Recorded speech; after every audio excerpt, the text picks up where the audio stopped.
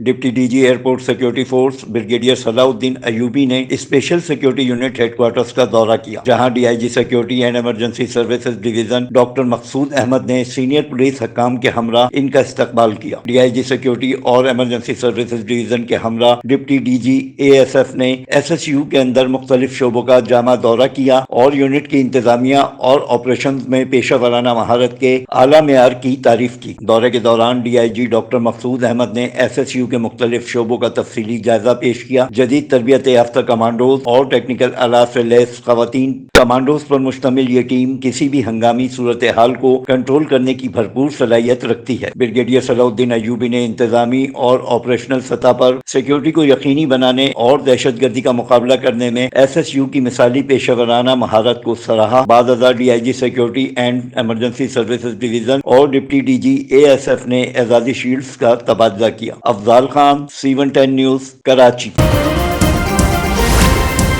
C110 news, خبر کی اصل خبر۔